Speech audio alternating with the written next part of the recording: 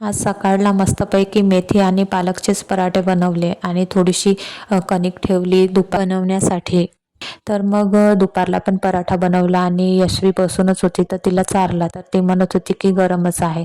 पराठा खाणं झाल्यानंतर पाणी पीत बसली नाही जात तर म्हणत ड्युटीवर? होती की मला ड्युटीवर जायचं आहे. कोणत्या ड्युटीवर जाते?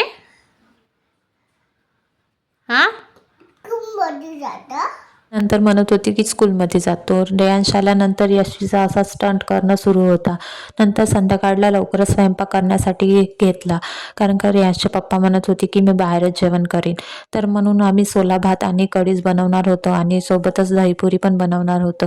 सोला भात बनवला आणि मग कढी पण बनवून घेतली. दहीपुरीमध्ये आपण मैदा किंवा गव्हाचं पीठ पण वापरू शकतो. तर मी याच्यामध्ये गव्हाचं पीठ आणि अर्धा मैदा पण टाकला होता आणि पूर्ण कणिक हे मी दह्यानेच भिजवली होती आणि थोडं मीठ पण टाकलं होतं. एका साईडने एका गंजामध्ये 1 ग्लास साखर टाकली आणि अर्धा ग्लास पाणी टाकून छान त्याचा पाक तयार करून घेतला. नंतर पुऱ्या तळून घेतल्या. पुऱ्या एका प्लेटमध्ये काढून ठेवल्यानंतर थोड्या वेळानंतर गरम पाकामध्ये टाकल्या आणि मग त्याच्यातून काढून दुसऱ्या भांड्यामध्ये ठेवल्या. तर पुऱ्या खूप छान झाल्या होत्या. जर गरम गरमच पुरी पाकात टाकली तर ती टाकून ठेवली तर ते विळून जाते आणि ते तेवढी काही खास लागत नाही.